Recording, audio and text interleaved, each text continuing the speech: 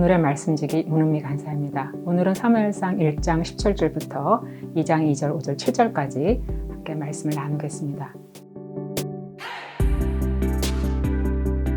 한나의 기도를 들으신 여호와는 은혜를 베푸셔서 한나가 아들 사무엘을 잉태하게 하십니다.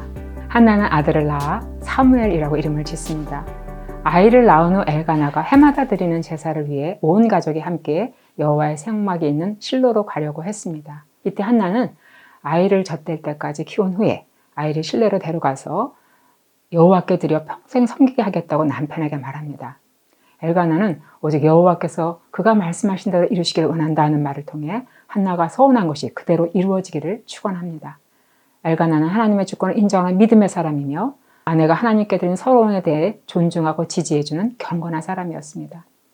한나는 사무엘의 젖을 뗄 때까지 약 3년간 키우면서 끊임없이 하나님이 어떤 분이신지, 사무엘이 어떻게 태어났으며 어떻게 살아야 하는지에 대해 신앙교육을 했을 것입니다. 아이가 젖을 떼자 아직 어림에도 불구하고 한나는 여호와의 성막에 있는 실로로 그를 데리고 가서 여호와께 감사 제사를 드립니다. 그 후 한나는 엘리 제사장에 가서 하나님이 하신 일을 간증하고 아이 사무엘을 엘리에게 위탁합니다. 아이를 낳을 수 없는 자에게 아이를 낳게 하신 전능의 하나님, 괴롭고 아픈 마음으로 드린 기도에 응답하시는 사랑의 하나님을 경험한 한나는 서원한 대로 아들을 하나님께 드립니다. 한나는 다시 아이가 없는 상태로 돌아가지만 그의 마음은 오직 하나님께 경배하며 감사와 찬양으로 가득할 뿐입니다. 한나는 하나님의 사랑과 전능하심을 찬양합니다. 먼저 그는 여호와로 인하여 마음이 기쁘고 즐겁다고 노래합니다. 자녀가 없어서 멸시를 받던 한나의 명예를 높여주셔서 주님의 구원으로 인해 마음이 기쁨으로 가득하다고 말합니다. 자녀를 낳을 수 없는 그녀에게 자녀를 낳게 하신 여호와는 거룩하시고 유일하신 한 분 하나님이시며 우리 하나님 외에 인생의 문제를 해결해주고 구원의 복을 줄 수 있는 다른 신이 없다고 찬양합니다. 나아가 여호와는 모든 것을 다 아심으로 사람의 행위를 판단하셔서 교만한 자를 심판하시리라. 여호와의 심판으로 인해 용사의 활이 꺾이고 약한 자가 강해지며 풍족하던 자들이 굶주리게 되고 굶주리던 자들이 줄이지 않게 되리라. 자녀를 낳지 못하던 자는 7을 낳았고 자녀를 많이 둔 자는 쇠약해지리라.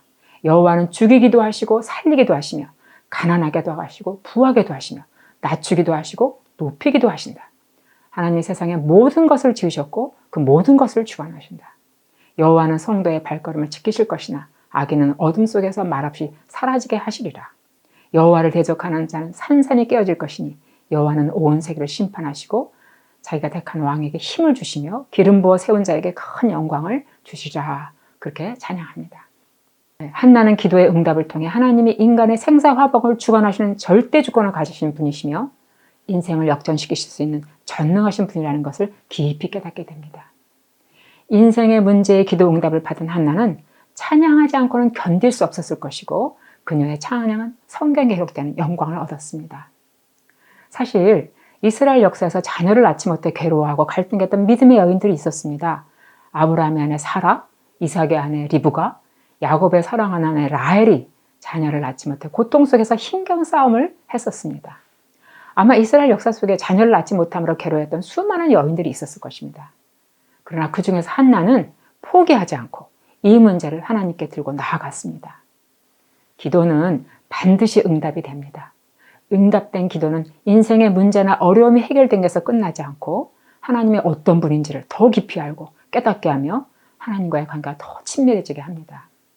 그래서 기도의 응답의 기쁨은 문제 해결의 기쁨보다 오히려 하나님과 친밀해지는 데서 오는 기쁨이 더 큽니다. 여러분도 기도가 응답된 적 있으시죠? 그럼 어떠셨습니까? 문제 해결돼서 그것으로 끝났습니까? 아니죠. 하나님이 내 기도를 들으셨네? 하나님 나를 알게 계시고 내 문제를 알고 계셨어. 문제가 해결된 것보다 더 기쁜 것은 하나님이 나를 알고 계시고 내 기도를 들어주셨다는 사실이죠. 그 속에서 주님과의 관계가 더 깊어지고 우리의 믿음이 더 성숙하게 됩니다. 하나님은 우리가 모든 일에 기도하기를 원하십니다. 우리의 문제를 해결해 주시기 위해서 기도하라고 말씀하시지만 더 나아가 우리가 하나님을 더 깊이 알고 신뢰하게 하기 위해서 기도하라고 하십니다. 하나님을 신뢰할 때 우리의 삶이 평안하고 기쁨이 넘치며 진정한 행복을 누릴 수 있기 때문입니다.